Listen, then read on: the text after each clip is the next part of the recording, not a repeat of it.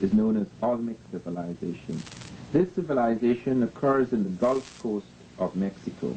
When we speak of Mexico, however, you must get it very clear in your mind that we're not speaking of the shrunken Mexico of today. We speak of Mexico when it was the very core and heartland of Native American civilizations, a Mexico that included parts of Colorado, parts of Texas, parts of California, going right up to La Plata in Canada. This civilization, known as Olmec, was to touch all other civilizations in America, the Maya, the Toltec, the Aztec, etc. It was even to stretch right out into South America. What is very unusual about this civilization was that not only was it the mother of American civilizations, but it contained elements that were not just native to America, but was a fusion between the Native American and people coming from outside. The most significant of those outsiders were the Africans.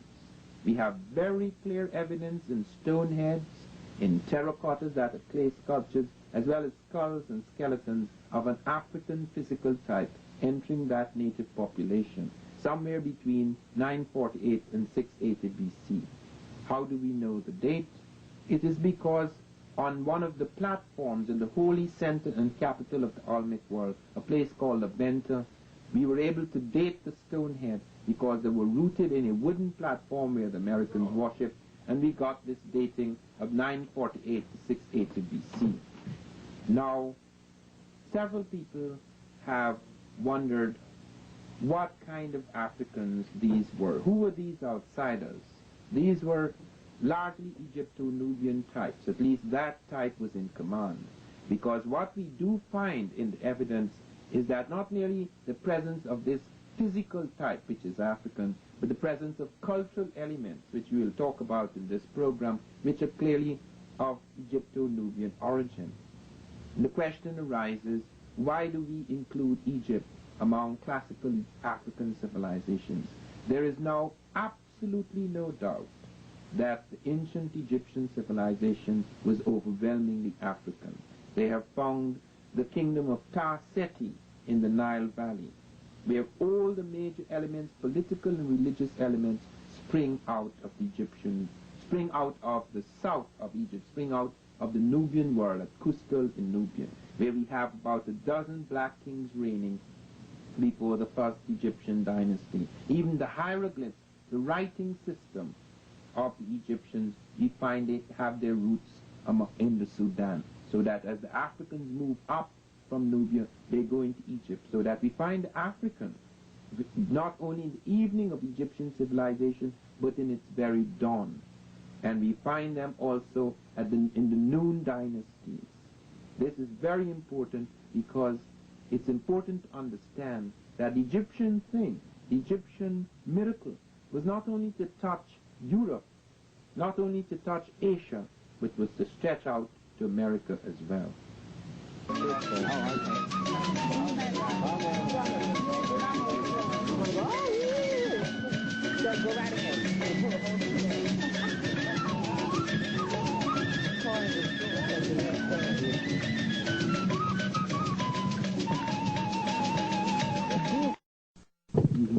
Look at these two ones over here. At the beginning of this museum, I was made the information about from the picture, from where they got at the face.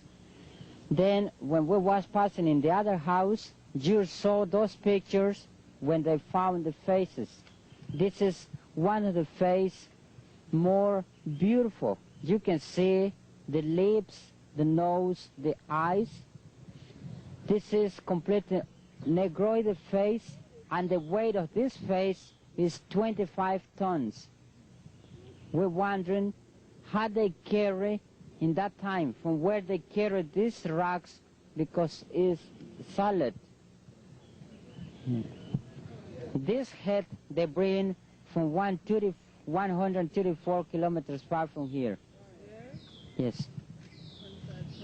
So it hasn't been moved since, right? No. Was that stone quarried where they found it? Or how far did they have to bring the quarry stone? They say from 100 kilometers far.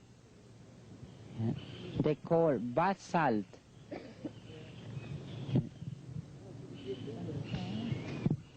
side.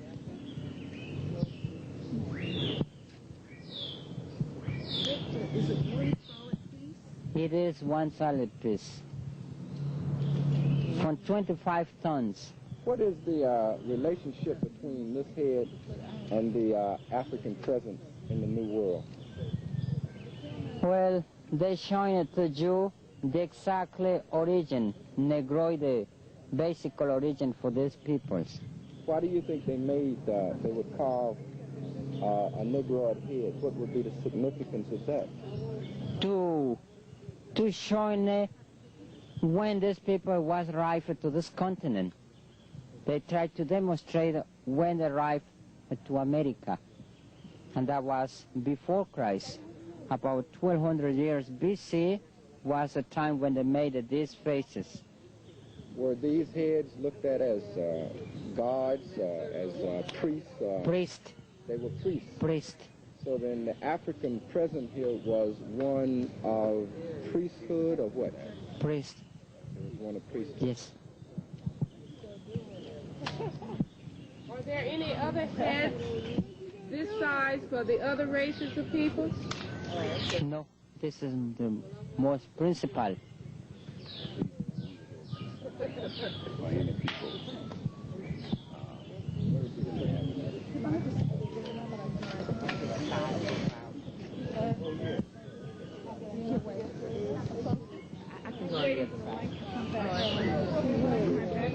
Dr. Van SERTIMA, can you make a comment on this? I was asking him the significance of this in terms of the importance in the society of these heads, and he was saying that these were represented priest class. Yes, this is the priest king class, because it would appear that these people were among the ruling elite of the Olmec.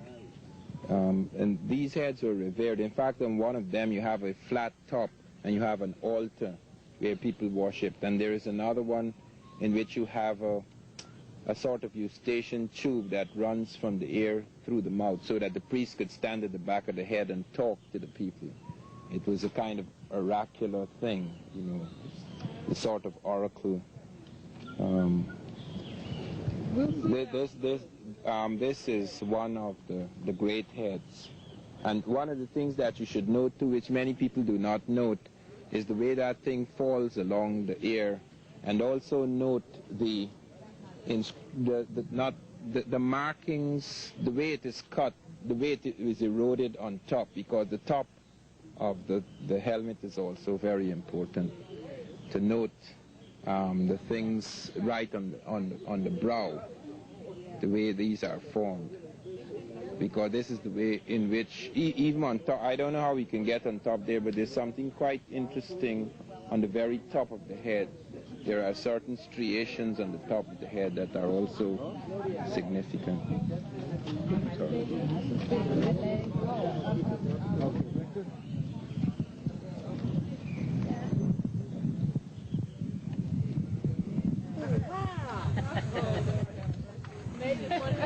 Pay close attention to everything that is said tonight, and that you should prepare yourself to ask questions about the many troubling problems that beset prehistoric America. It is not really prehistoric, it is merely pre-Spanish, but anything that is pre-European is considered to be prehistoric. It is the really critical missing pages of history, both for America and for Africa.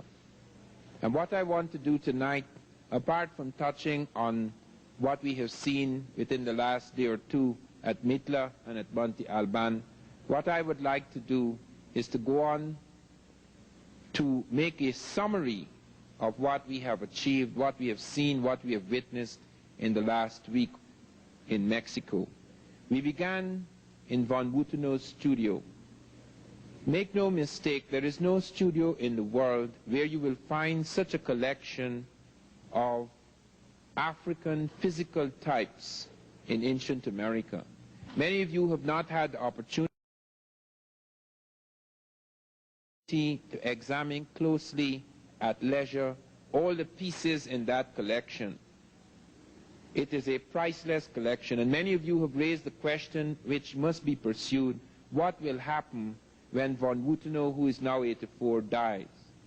What will happen to a collection which is of tremendous significance for us blacks throughout the Third World? Because the likelihood is, as has happened in previous centuries, the likelihood is that all of these marvelous pieces which we have seen, and which we have not yet had time to photograph completely and to preserve, may disappear.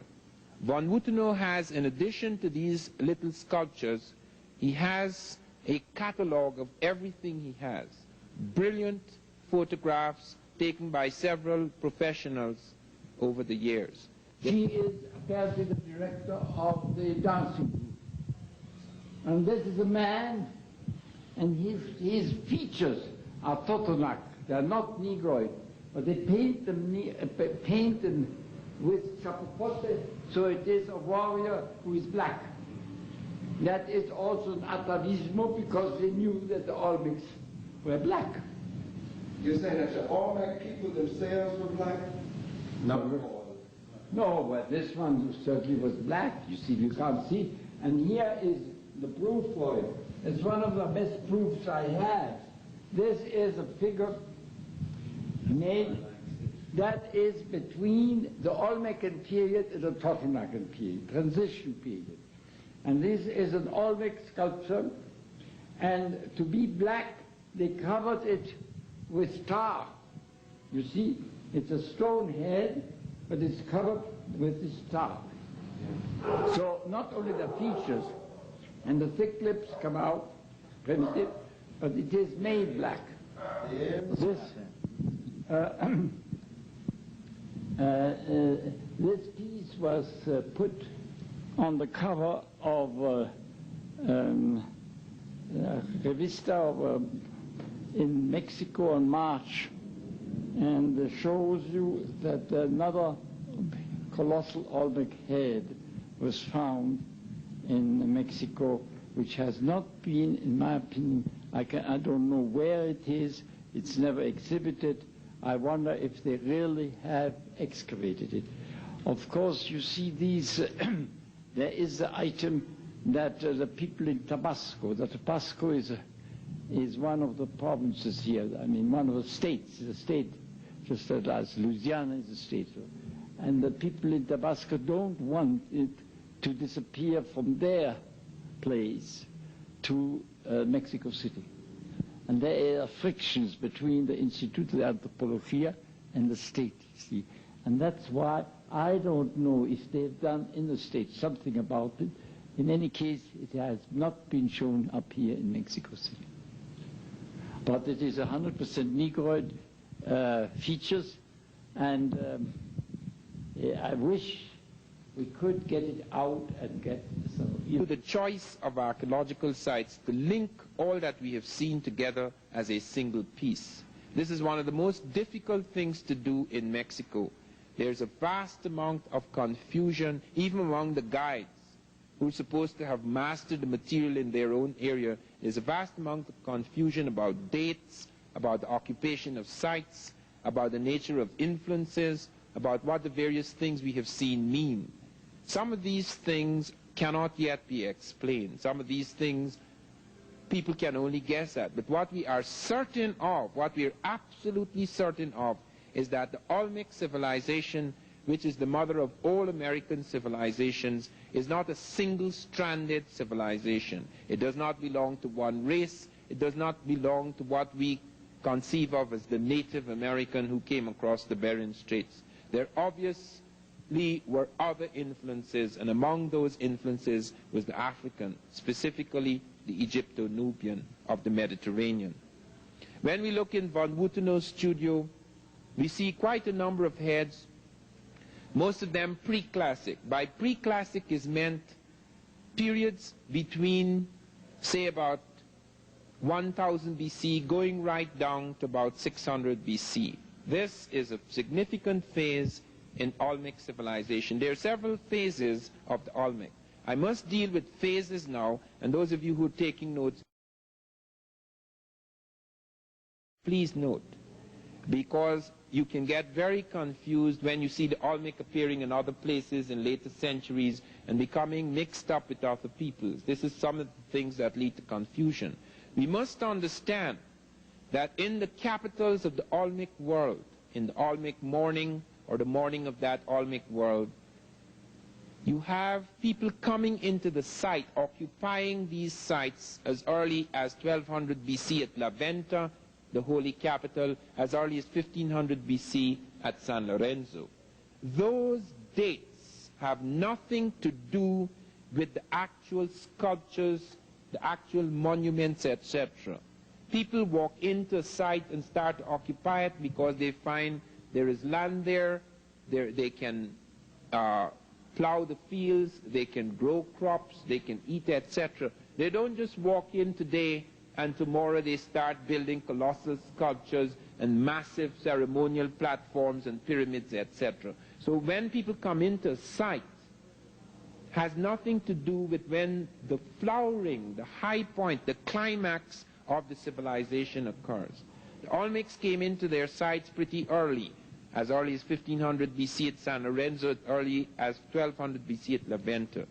You must look carefully at this map and see the diamond points. Those are the capitals. And those diamond points show you where the Olmec first made their major settlements. Now it is as early as 1858 that Mexicans became aware of these sites. Remember that just like in Egypt, a great civilization flourished and then died. And then people forgot all about it. The pyramids lay under the sand, the Sphinx lay under the sand. Something stood there like enigmatic witnesses of a glorious past. But many people continued to live for centuries without recovering the majesty of that civilization, without being able to go back to their roots. This is what happened in many of the great cities of the Americas. That for a long time, for centuries, a shadow fell upon this world. Something very unusual seemed to happen somewhere around 8900. Some people put it slightly later, but something very unusual happened in America. It may have been some kind of cataclysm, it may have been an epidemic, it may have been the upheaval, some revolution in which the elite was overthrown and many of the marvelous statues and many of the marvelous platforms were abandoned. We do not know exactly what happened. It was suggested by Victor Damas at Palenque that there was an epidemic of cholera and that could account for the disappearance of people. And that may be a plausible explanation for the disappearance of some of the people from the Mayan sites.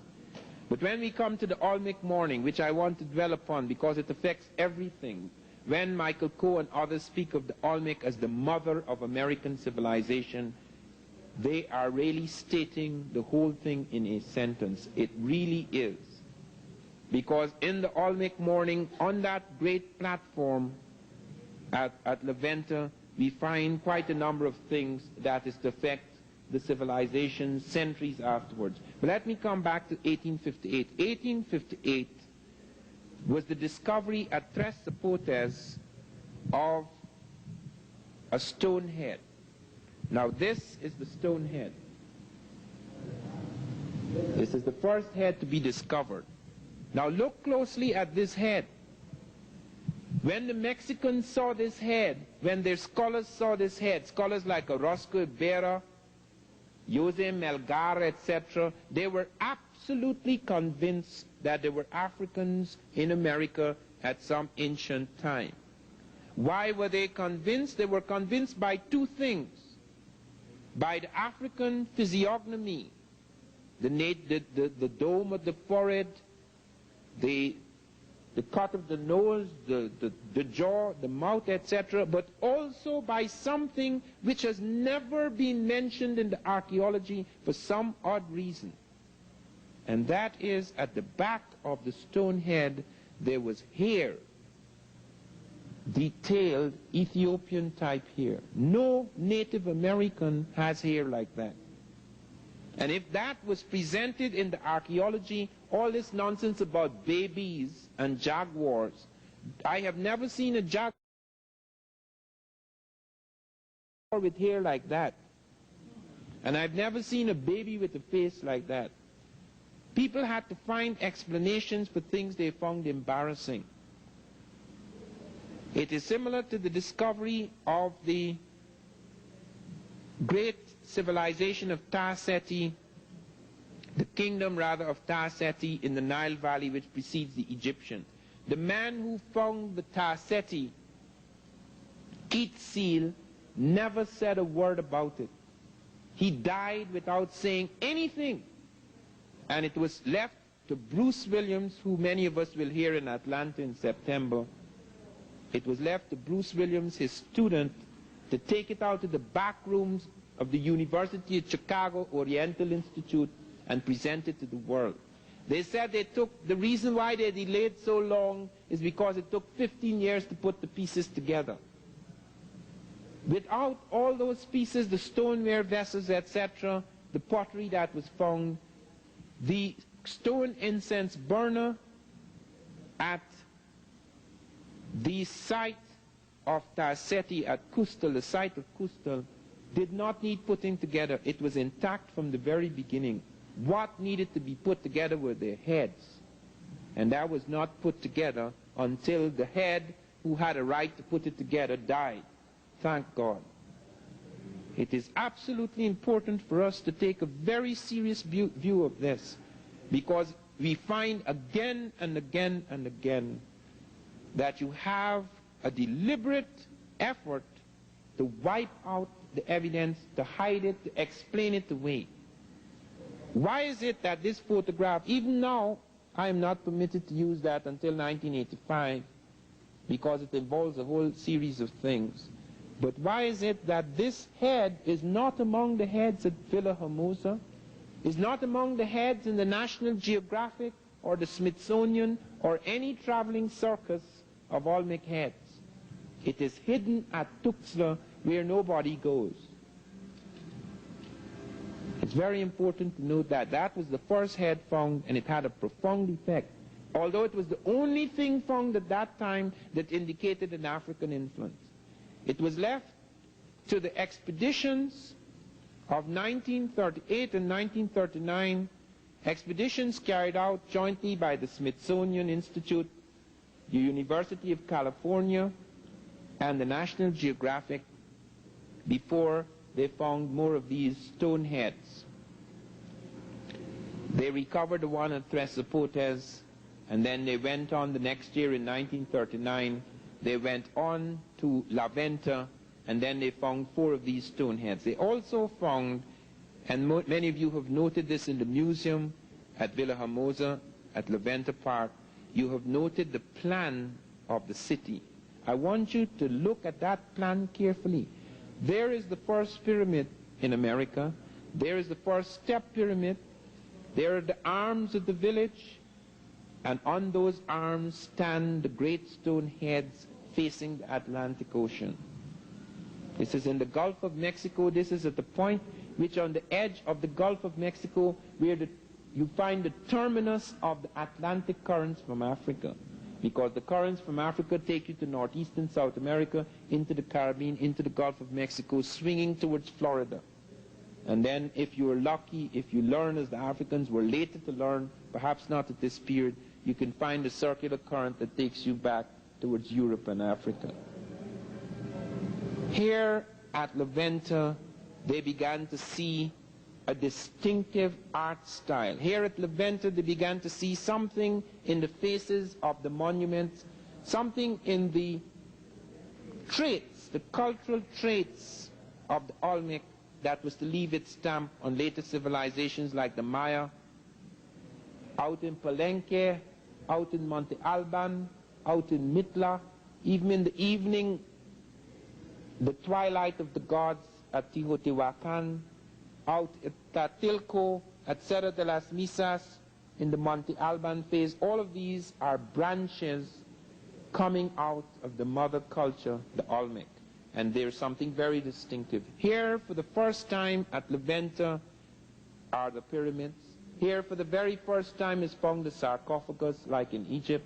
Here, for the very first time, are monumental stelae and sculptures of colossal proportions. Here for the very first time are the great priest kings. Here for the very first time are enormous ceremonial temples and altars built to the gods. Some things must be said about the stone heads which you must note. There is one of them that has a tube running from the ear out of the mouth, which was featured as an oracle, and it has a flat top which functioned as an altar.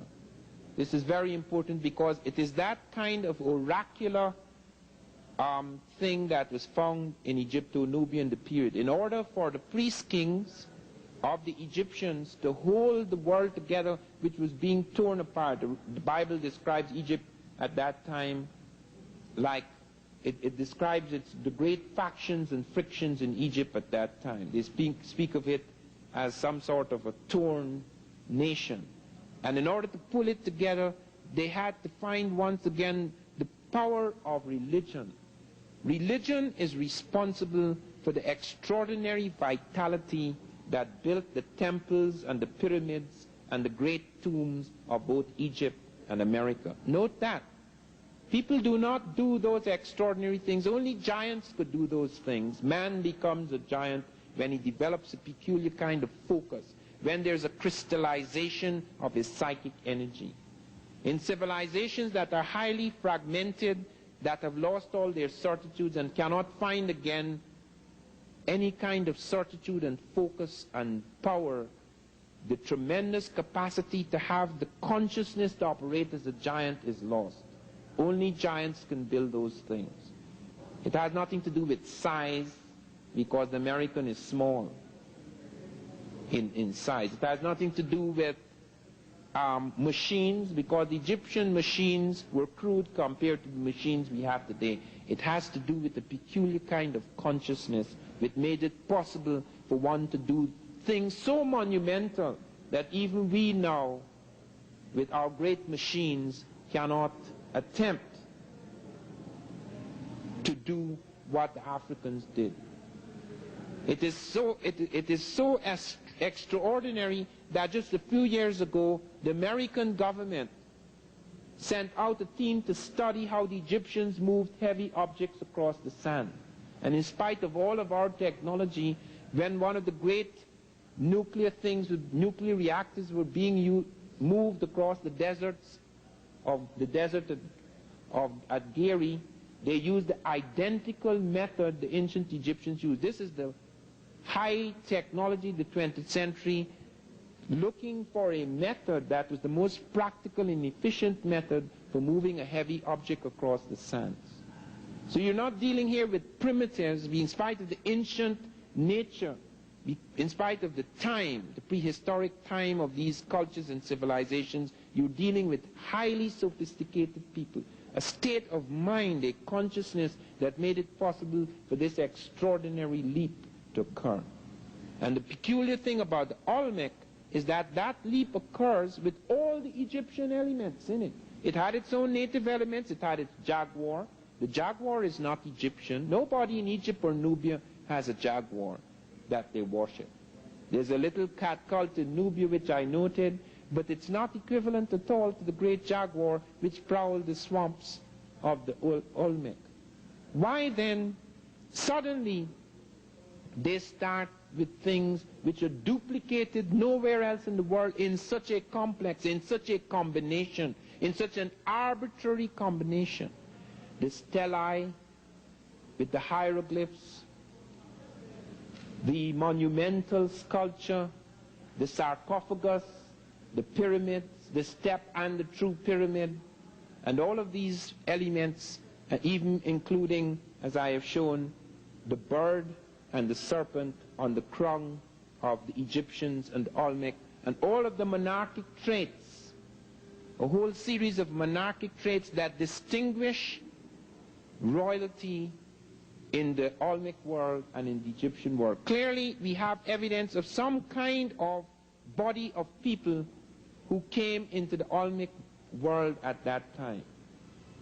And there is a reason for this, because people have asked, okay, fine, All right, people can cross the Atlantic, fine. You have proven they have boats, fine. But why did they come here? The Egyptians have no business in the Atlantic, which is true. The Egyptians have no business in the Atlantic. The Atlantic is very, very far from Egypt. And Egyptian ships have no right in the Atlantic circa 800 BC. The reason why they are in the Atlantic at all, in the North Atlantic, is because of an unusual situation that is occurring in the Mediterranean at that point in time. It is very important, therefore, not only to study what was happening in Mesoamerica, but to study what was happening at that point in time in Egypt and Nubia. What you have is a war going on between Africa and Asia. The Asiatics are attacking everyone in the Mediterranean. They have smashed the Hittites. They have taken iron smelting process from the Hittites. They have smashed the Phoenicians. They've made vassals of the Phoenicians who have always been servants of the Egyptians and the Nubians. 50% of the Egypto-Nubian navies are Phoenician. These are people who Sheikh Anta claims who were once black, who, like the Arabs who were once totally black in Saudi Arabia, became mixed with Asiatics, and you get this what you call the Semitic type. So that you have a mixed type Phoenician, which it gets black again as it enters North Africa and begins to intermingle once again with black people, until by the time of Hannibal, the Phoenician or Punic type is African. This type is restless up and down the Mediterranean. It has its cities at Tyre and Sidon, its great ports, but it's restlessly moving up and down the Mediterranean. And because the Asiatics block the seaports to the Indian Ocean, block the seaports to the Pacific, and we do have evidence of the Egyptians in the Pacific. We have Egyptian script found in Hawaii. These guys are ranging far out. Nothing stops the Egyptian. Wherever you go, you find him. I have found him in Spain. They have Egyptian villages in Spain, where Barifel has shown the cartouches of the Libyan kings around 1000 BC are found at Almunecar, Spain. And that runs right through the Spanish mention in their early chronicles that Taharqa, the Nubian general who is later to become the king of Nubia and Egypt, enters Spain with a garrison, so that the Africans are already in Europe.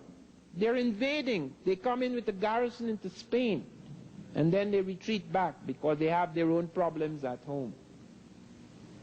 So that we have evidence of movements in the direction west of the Mediterranean towards Africa, towards that part of Africa. And more fleets were driven, both military as well as commercial fleets were driven west of the Mediterranean, because tin was needed for the bronze armies, because this was the late Bronze Age. Copper was needed in Cyprus, tin was needed. They went right up into the British Isles and the North Atlantic searching for tin. And around 600 BC we have the Phoenicians going from Acient, Geber, and going right down and coming right across Africa, right round Africa, right back into the Mediterranean. The Europeans did not go into the Atlantic because the Europeans were terrified of the Atlantic. The Europeans spoke of the Straits of Gibraltar as if there were monsters in the sea. They did not attempt any movement in that area. But the Phoenicians did, and they were very much tied up, as I say, with African navies. That is the reason why many of the great heads have military helmets. Not all of them do, but they're distinguished by military helmets. They are a warrior dynasty, because this is a period of war. For nearly 200 years, the world is in a state of war, as we are. For the last, since the 1930s right up to the 1980s, every major army in the world has been ready to fight. We are in that state in which both the Africans and the Asiatics were. We cannot relinquish that state in this century, until there actually is a war, which God forbid. But we cannot relinquish that state. All armies are armed to the teeth in the 20th century world, regardless of whether you go down into Latin America, whether you go into the Caribbean, whether you go into Africa, whether you go to Israel, whether you go into Russia, whether you go through Eastern Europe. Every army on earth now is armed to the teeth, ready and waiting for the conflagration, which, pray God, may never come. But that was the state of the world, where therefore a warrior dynasty appears with the great helmets. The warrior dynasty appears among the Olmec, carrying all of these elements. You find that apart from the stone heads which we have seen, we see cultural traits which I have mentioned, and then we go on to see, as I have also mentioned, that when the Olmec move out of Levanta and they send elite, parts of their elite out at Tlatilco, at Cerro de las Misas, and at Monte Alban, when they study the skeletal evidence right in this territory at Monte Alban, when they go to the graves in this very part of Mexico, in Oaxaca, when they go to the graves of Monte Alban and they look at the ruling class, not the common people. The common people have nothing to do with it. The common people are Zapotec, later they're Mixtec, etc. But the ruling class, when they go into the graveyards, 4.5% of the ruling class here at Monte Alban is African. As much as 13.5% at Tlatilco is African. They're not in the common graves, and you can tell because side by side with the native, you're finding a different nose bridge, which remains in skeletal evidence. There's a ridge, there is a nasal index, there is a brow ridge, there are structures of the jaw, there are lengths of the arm. The African arm is different from the Asiatic arm. The lengths, the proportions of the body are different. You find not only skulls, but extended skeletons for study at Tlatilco. And Wierzyński, making allowance for all the blending and mixing of things, still comes out with the conservative estimate of 13.5. We even have graves where you have an African male lying beside a Native American female, indicating that you're having mixings and meltings into different kind of population in some places. And when the Olmecs stretched out, when we went to Teotihuacan, that is the evening, that is quite late. Teotihuacan is around the birth of Christ. This is long after the morning of the Olmec. But there again you see the Olmec. You see the jaguar at Teotihuacan. And you see the jaguar undergoing a strange transition where the plume serpent is becoming the powerful thing in Mexico, which it was in Egypt. In America, the United States, the stars and stripes is our great emblem. In Egypt, it was the plume serpent. In Mexico, it is the plume serpent. Even today, the plume serpent is the stars and stripes of Mexico, as it was the stars and stripes of ancient Egypt. Can all this be coincidence? Here at Teotihuacan, here they're building this enormous pyramid, and here all the major principles of the Egyptian pyramid are in evidence. The base is identical, identical. Some people had said it was 1 meter off, but now they find that the meter mistake is what they calculate for error in the reconstruction of the site. Because all those sites, that pyramid was buried under the ground, they did not see it. Many of these things that we're seeing today were not visible in Mexico 30 years ago or 40 years ago. People only started digging those things up out under the earth. This was not all standing here looking at the Mexican. They had to find those things again. They found some levels and then they had to dig deeper and deeper and deeper. The story is still largely untold. Victor Damas has pointed out at Palenque, which was called Palquin, that they have 400 temples in the jungles. They haven't started digging yet. They don't have the money. And as you know, with archaeologists, they have their political reasons for digging. Look at Levanta. That's the most important site. Nobody can go to Levanta unless he is an archaeologist sent out by the government. The oil fields are there. They don't allow anybody to come into Levanta. That's on the big shroud. They're doing a lot of excavation. They're finding things. Not a word about what they're finding. Teotihuacan was influenced by the Olmec. It was through the Mayan. Olmec became the mother culture of America. Now here is one Uterus pointed out, down to the earrings, the necklace, some of the scarification which you could see on the other side of the face, the handkerchief, etc., and the use of black. Okay, you find that in some of the terracottas that they use different colors, the oxide dyes and the clay are used differently from that of the representation of native time. So you're not only getting physiognomy now, but you're also getting other elements. There you see it again, and Von Moutenot shows you the comparison between a Nigerian woman and this woman you find at Teotihuacan. Teotihuacan is very unusual. It is the biggest pyramid in America. It has the same base as the Great Pyramid of Egypt. It is out by 1 meter, and they're allowing the meter now for faults in the reconstruction. It has movable capstones like the Egyptian pyramid, and they found that it wasn't just a step pyramid as people try to claim here that will merely use this temple. They found skeletons. They found burial urns, funeral urns inside of the pyramid of Teotihuacan, so that both the tomb and temple function is satisfied. We also have that at Palenque.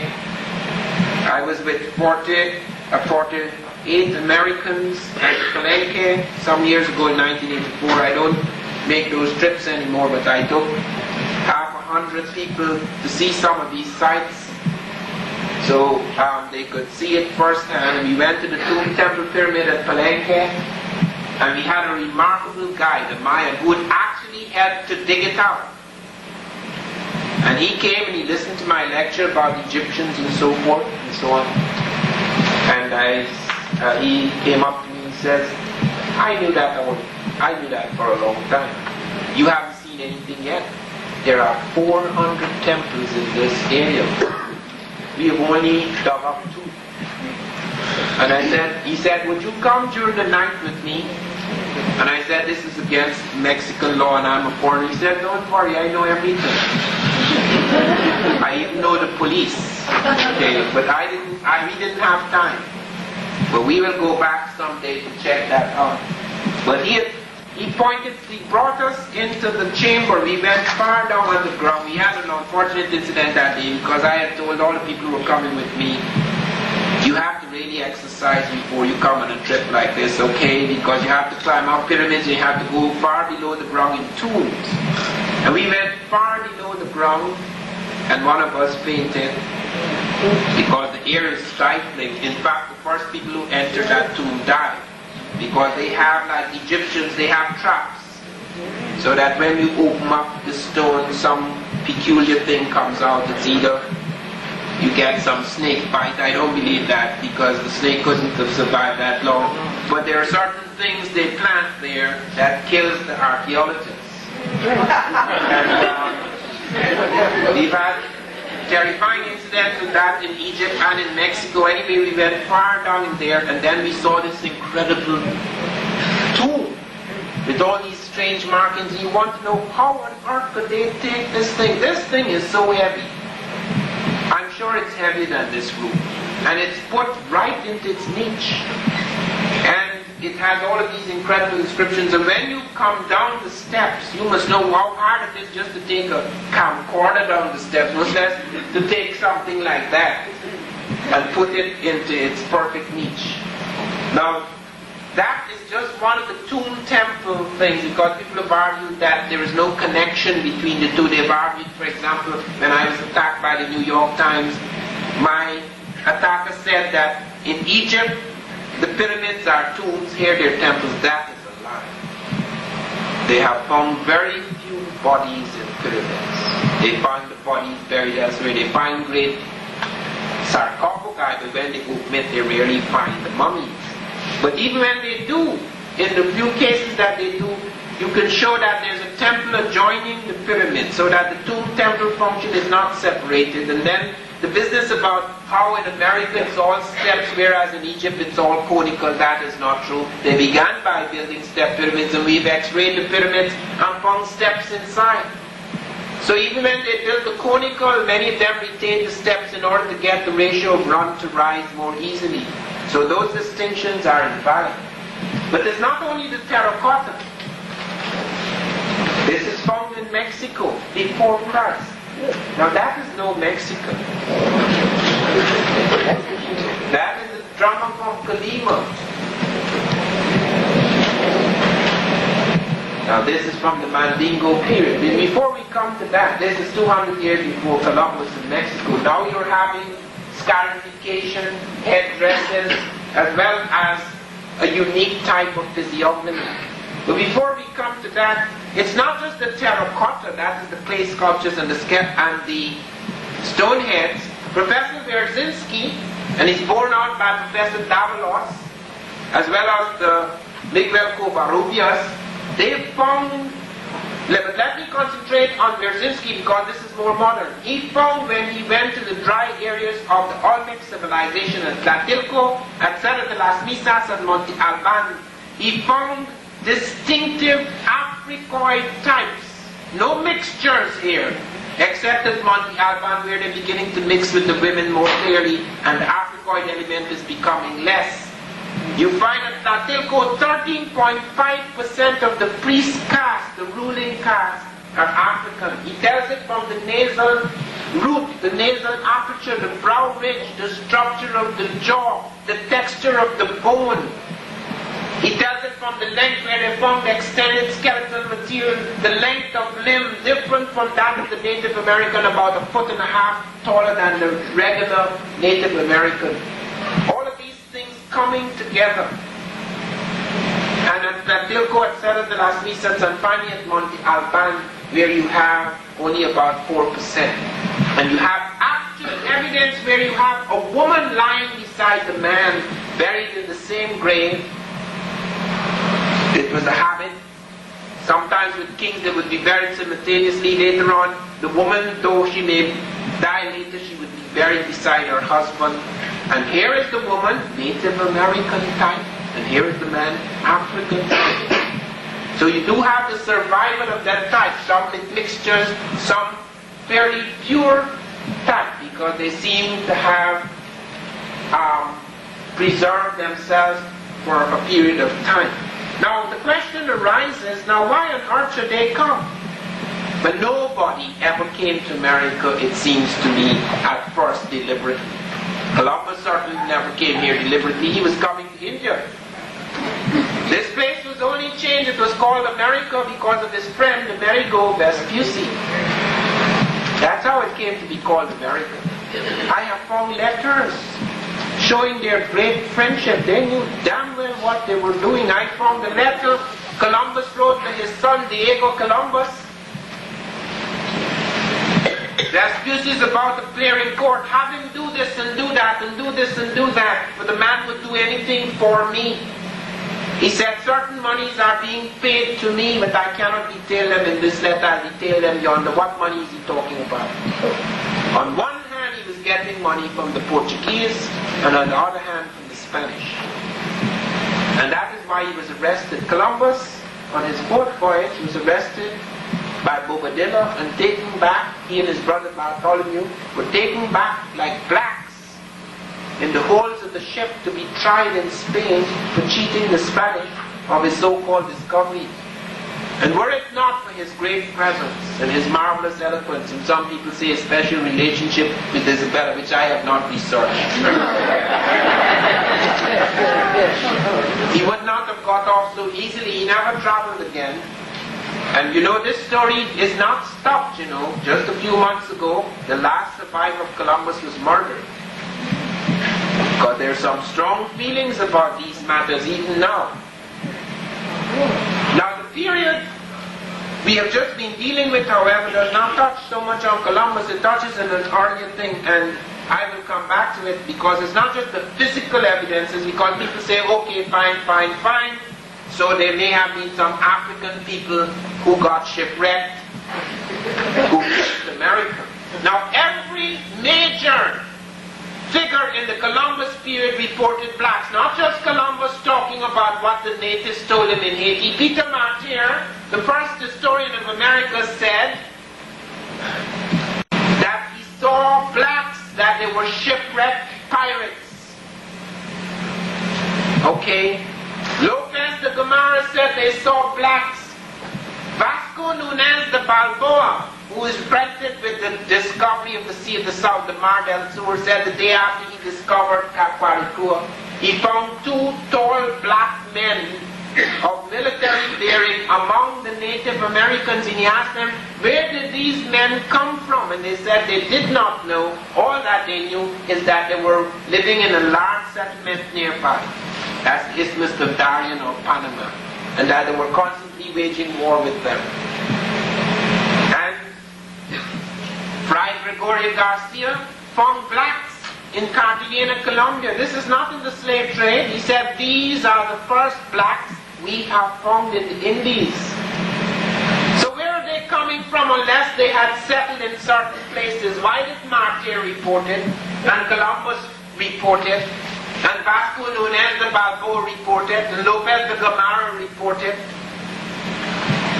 It was just a fiction.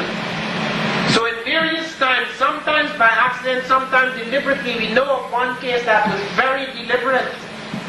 And that was when Abu Bakr II, a king of Mali, actually set out on an expedition. He sent an expedition which got on the edge of the Amazon. One of them came back and said he found the river in the middle of the sea, which is the great current that takes you into South America and the Caribbean. And then he set out himself, giving up his throne, abdicating.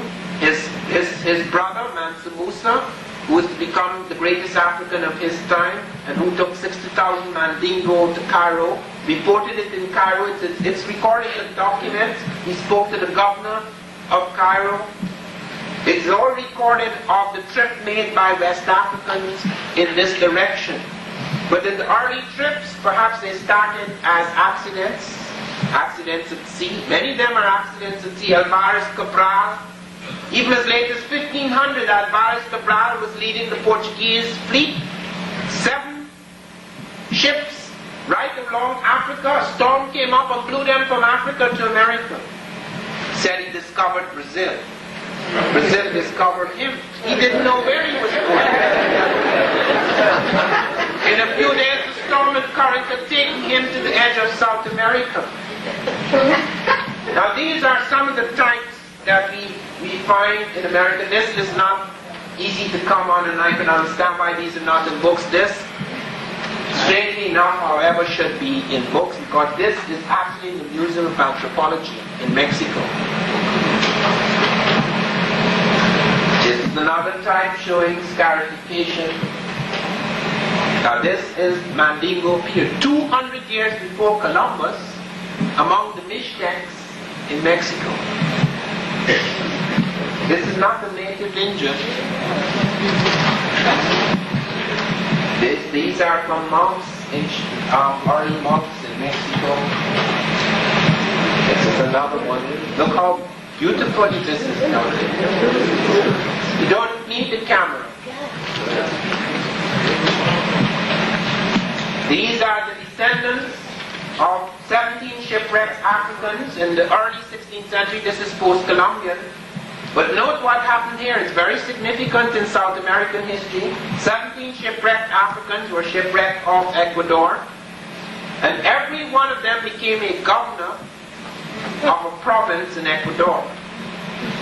These are their sons, wearing Spanish ornaments, wearing Indian ornaments and Spanish garments. There is a whole story about them. Now this is very unusual because one of the things that they left are scripts. They left markings. Now we have a great problem in that matter, and that is why I cannot speak of it in great detail. I can speak of this in great detail because I investigated this one. Fell brought out a book the same time as I did called America BC. He was very viciously attacked, and his book came out the same time as mine, so I got the blasting too from the critic Glyn Daniel. Glyn Daniel, by the way, he's dead now. So, I mean, if he were alive, it would have been nice to have a debate with him. But he was a very dishonest person, because he never came to any of the archaeological sites in America. He never studied African archaeology. He knew nothing about the two places.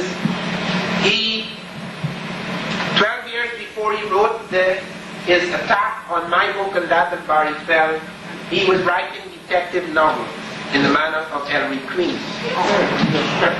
Because of his big name and his impeccable qualifications, he was given the task of writing the attack on me, and as my informant at the New York Times told me, when they first received the critique, they had to send it back and say, point to something specific, don't just slander them, point to something specific. That is when he brought up this nonsense about the pyramids, and he's never went inside the pyramids, he's never studied the structure of pyramids and the engineering involved, the mathematics involved, the construction techniques. Now, Barry Fell, most of his book was built on epigraphy. Now, it's a whole new movement in that I today received a very significant document, because there are many scientists who have come together in America to find out whether what Barry Fell has done is right or wrong, to dismiss those mistakes he has done, and pursue very carefully and seriously what inscriptions lie in America that are not native to the Americans. So it has now fallen in more responsible hands. I don't want to attack my good friend Barry Fell, because I followed him on this. I found this at the bottom of the Reef Bay Valley in St. John. Now, how did I get into that? Because when I wrote my book, I never considered epigraphy at all, the study of ancient scripts. However, I brought out an essay in the New York Times on their op-ed page, Archaeology Discovery of an African Presence in America, which they subtitled Bad News for Columbus. And I mentioned about the discovery by the Smithsonian at the Hull Bay in the United States Virgin Islands of two African skeletons who were found in a grave at least 200 years before Columbus, a grave dated 1250 AD. And they found, in addition to the strata being pre-Columbian, that there was a pre-Columbian ornament around the forearm of one of the skeletons. They said that these were two Africans in their 30s, males. So typologically as well as stratigraphically it was pre-Columbian, but when they took them into the labs to study the African skeletons, they were startled. Because when you die, your carbon, one of the nuclei of carbon is supposed to go down and one is supposed to remain stable, and they can tell by examining these two roughly within which time you die. When they tried to do that with the Africans, they could not. There was a disturbance. We were later to find that the disturbance was something to do with American military activities. I am not allowed to speak about that, so I was not allowed to even see the skeletons. By the time they discovered in the lab something was wrong, absolute silence, everybody was moved away from that. But I went to the Virgin Islands and discovered these markings along here.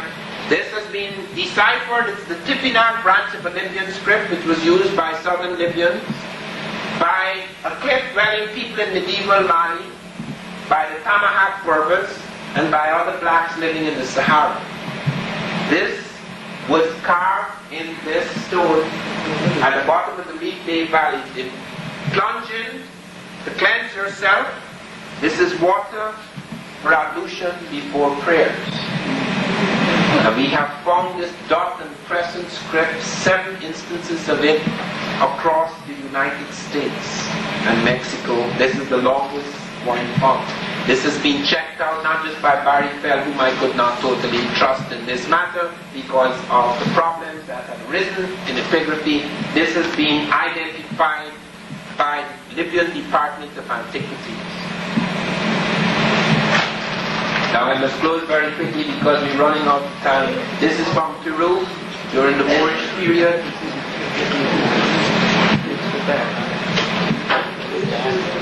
This is just showing you something about the so-called double. This is, however, a ship found on the Indian Ocean by the Swahili, used by the Swahili. This is the Ra one, used by, rebuilt, it's the finances for Haidar, but actually rebuilt by Abdullah Jibrin and the Baduma people on the Chad, which crossed from Safi, North Africa, into Barbados. These are the currents that took them there. These are the latitudes at which those currents appear.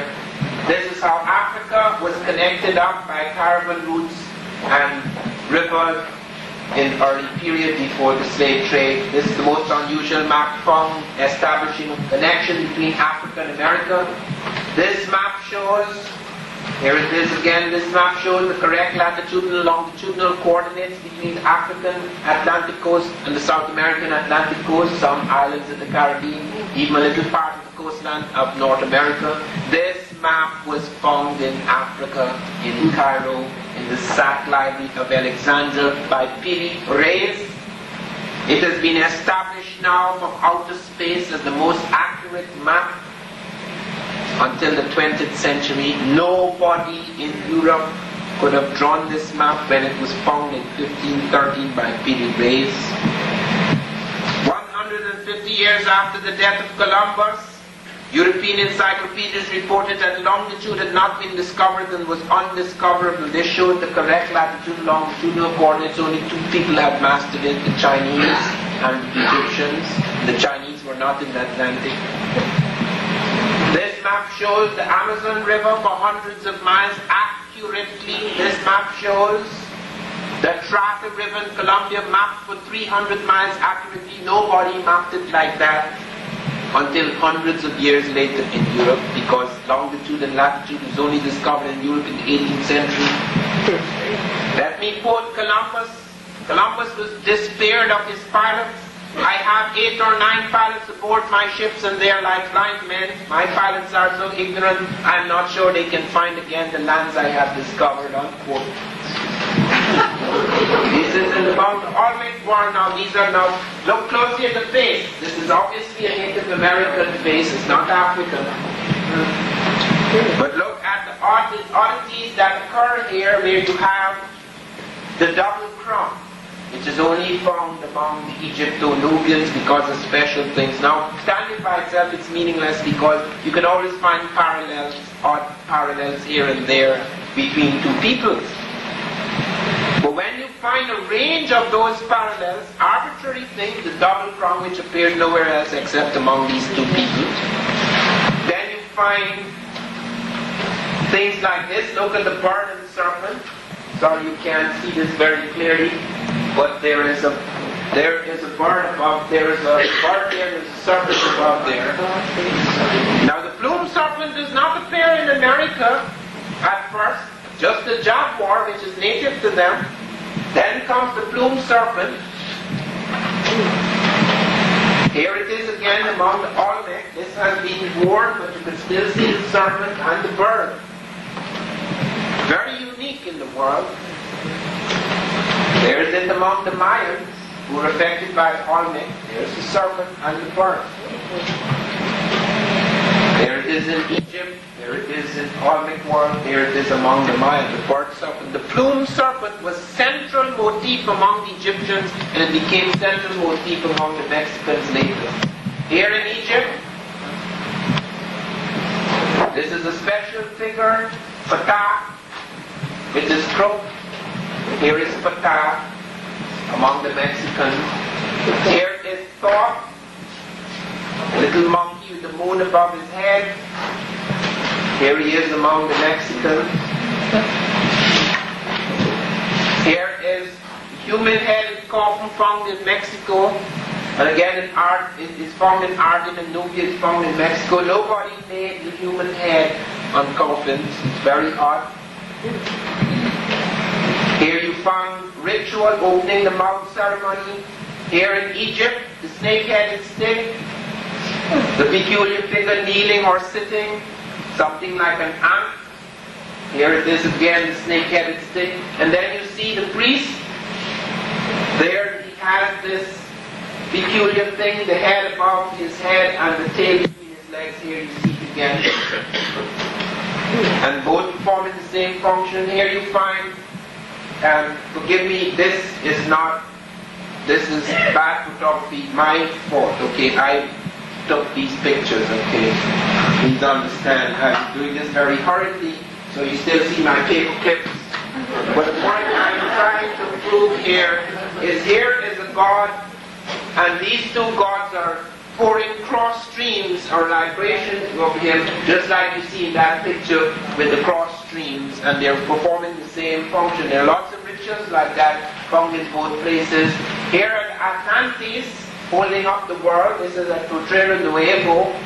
Here you see the four signs, that the four hieroglyphs for the sky which you find in Egypt, here you find it too, showing that there were four, and that there are two here, but they represent the four. Here is a peculiar thing. Now note this.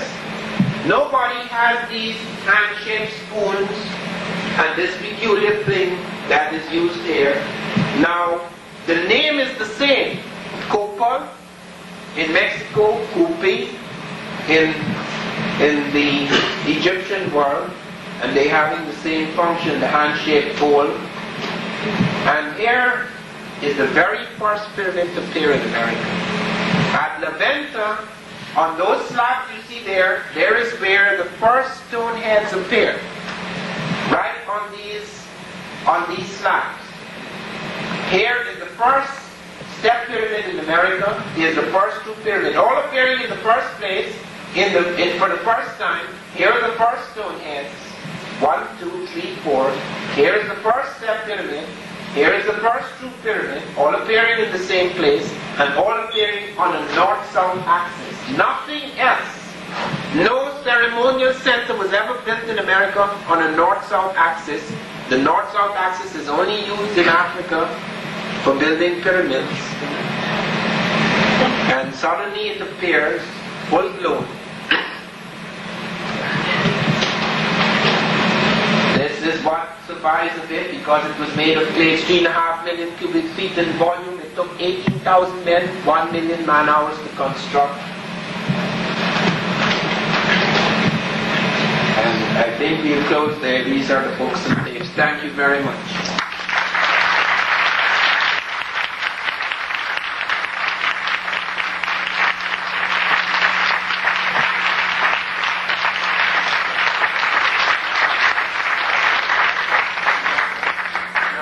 We're running out of time, but I will entertain 3 questions and 3 questions if we can. Yes, go ahead. There was something on the news this morning about the guinea worm. Have you heard of that? Some kind of a disease or something of a worm that infests your body. Why did that happen? Well, I just thought I would ask because it came out this morning. Can you give a brief discourse on Go ahead.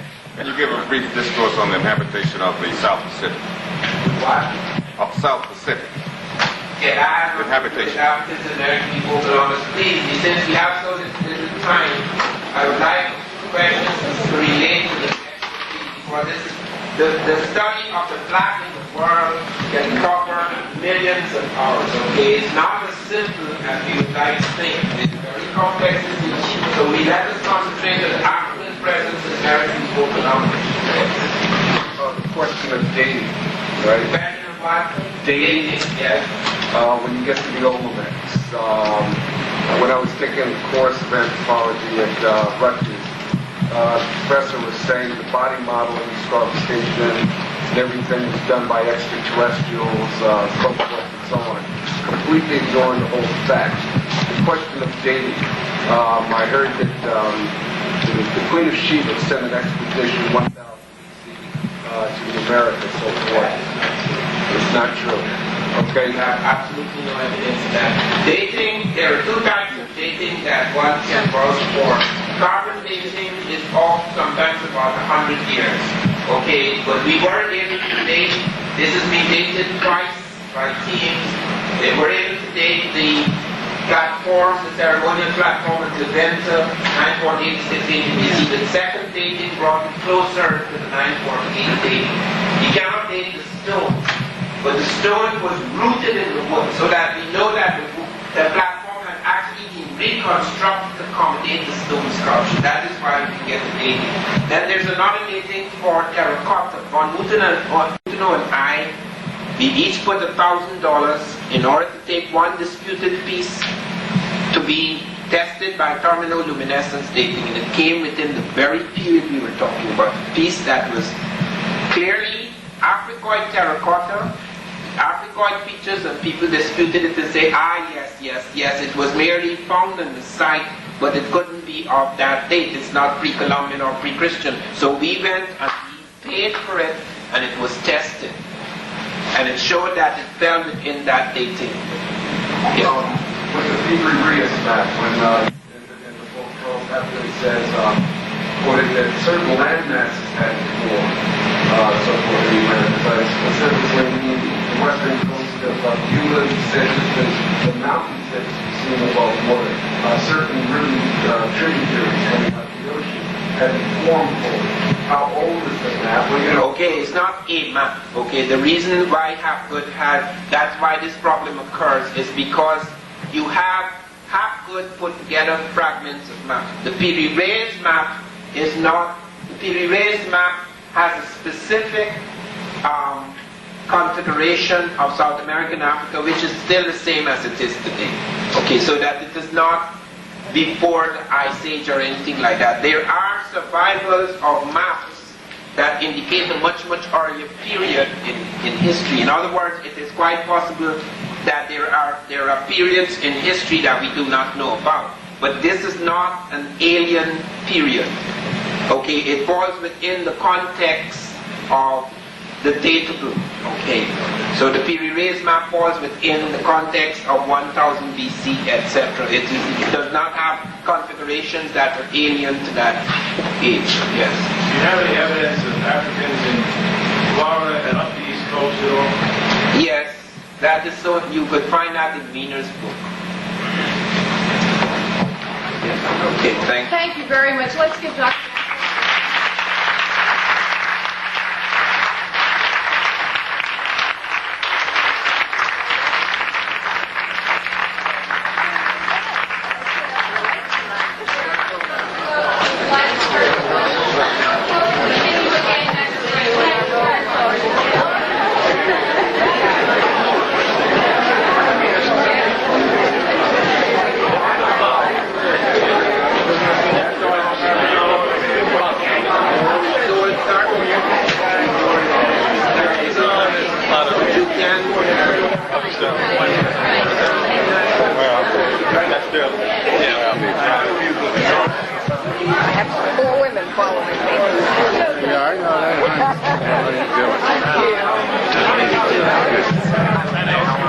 Knock everybody down. Go ahead, get out. No, I don't want to.